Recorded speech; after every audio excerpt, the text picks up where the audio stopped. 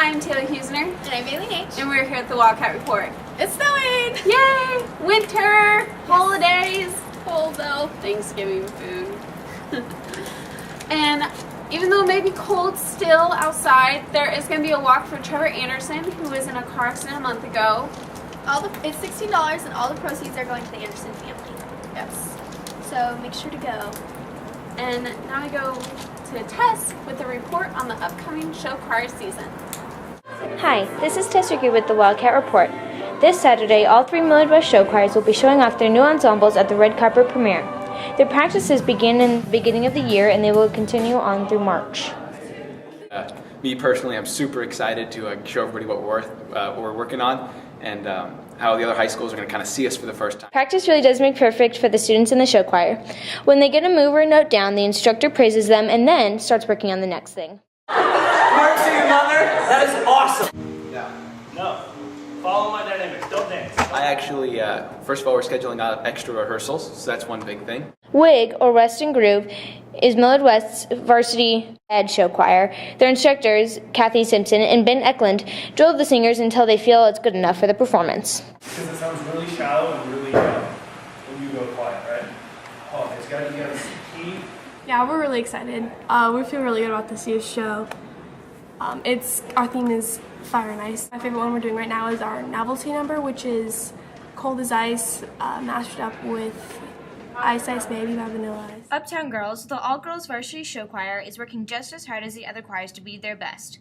Because of their lack of guys, they have to work extra hard to round out their sound.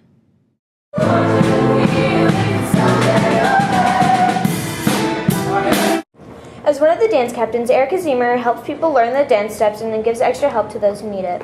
A dance captain kind of is a really big leadership role, mostly. We reteach the dances when people have questions, and if they do have questions, they mostly direct it toward us. We just keep running our songs over and over to make sure that we know our... Scats, the JV co-ed show choir, is anxious for their very first concert. They are also excited and somewhat nervous, but they feel they will do very well. Morning this whole entire week and 2 days after school, and it's been it's been really difficult and rough, but we're getting by, and so I think we're doing pretty good. You should come, should be a really good time. Come to Millard West on Saturday, November 8th to support the show choirs. Tickets will be sold at the door for $8 for students, $12 for adults, and $5 for children. The first show starts at 6:30 p.m. and the second show at 8. This is Tess Riecke with the Wildcat Report. Now back to Taylor and Bailey. Thanks, Tess. And guys, Millard West last year held the first annual multicultural fair, and because it went so well, we're going to have another one this year. And winter sports are starting Monday, November 14th, so athletes, make sure you have your forms and your fee paid. Speaking of sports, now we're going to go to Caroline with a report on the 2011-2012 swim season. Let's go check it out. The Millard West varsity swim team practices almost all year, yet many students don't know what goes into swim competitions or the preseason practices. This is junior Garrett Ashby and junior Taylor Gilroy, and they're both on the varsity swim team. Now guys, tell me, what is a Millard West varsity swim team practice like? Well, we have dry land, and we have around a 5,000-yard workout every day. We also have 2 a day, so we have practice before school and after school. And Taylor, what's dry land? Dry land is conditioning. We do some push-ups, sit-ups. And all of those practices sure do pay off. Last year the boys finished 5-4, and I think we finished 8th at state. The girls' varsity swim team has been very successful the last few years and have blown the opponents out of the water. And the girls were 9-0 and finished first. Coach Stauffer also talks about the challenges facing this year's swim team. The boys team is to get in the top 5. That's kind of our goal. Got a good shot at doing that. We got a good group of seniors and a good group of young men that I think can accomplish that goal. And the girls, we won 4 years in a row, but Westside's going to be a tough team to beat this year, and we're looking to try and beat them, but they're probably the preseason favorite. Although it can be difficult at times, the swim team provides a fun and goofy circle of friends. Yeah. What's your guys' favorite part about swim team? Probably just bonding night and just being so close with the team. It's like a family. Young enough to say, oh, this has gotta be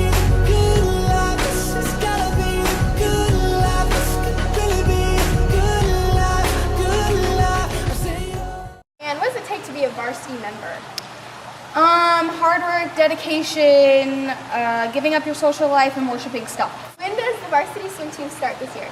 It starts November 15th. Okay, and can people come and watch? Yeah, we can use all the support we can get. Go Wildcats! Make sure to cheer on the varsity swim team at their first home meet. And now let's go back to myself and Taylor. And guys, sophomores, there is the Academy Open House on December 6th, so start thinking about that future.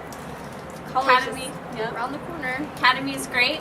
I wouldn't know, but I hear it's splendid. So go to it. And now we go to Brianna with Teacher of the Week, who is an avid Husker fan and a history buff. You guess who it is?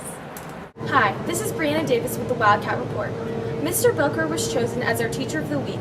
Students fortunate enough to have him in American History class, World Geo, or Lost Cities class have nothing but good comments to say about him. If you're on his good side, he's really fun and he's nice to you, and there's some fun activities that we get to do. I knew who Tyler was. We all knew Tyler. I knew Cal was. I knew I knew you were too. My favorite part about Mr. Bowker's class was never having homework and learning about Soviet Russia. We were really enemies now with the Soviet Union. We were enemies with the communists. Okay, so, you know, we didn't like them back in the 20s. Oh, you can tell he has a passion for it, and sometimes you can tell he tries to be mean, but he's not really mean. I think he's just a good teacher, and he explains stuff well, and he does it in a way that makes it somewhat fun, unlike some teachers that just stand up there and talk. It's easier for students to stay on task and to be involved in the lesson when it is not your everyday teaching strategies. Mr. Bowker incorporates different styles of teaching that make students want to listen. I like working with kids. You know, just working every day with, you know, high school kids. I don't think I could do elementary. I know I couldn't do middle school. But high school kids, you could joke around with them and just, you know, kind of mold them, shape them, put them in a position to succeed. Not only is Mr. Bowker passionate about history, he is also an avid Husker fan. His enthusiasm for the Huskers, I mean, most dedicated fan in school. He's always at every game. Also, he's just a fabulous teacher. He really does a great job at relating to his students and portraying the messages to which he is trying to teach. I think he's my favorite teacher I've had in high school so far. You just have to try to relate the material to them. You know, find ways that American history, you know, obviously it happened a long time ago, but if you can just try to find it where they kind of think about, oh, how does this affect me? I don't take myself too seriously.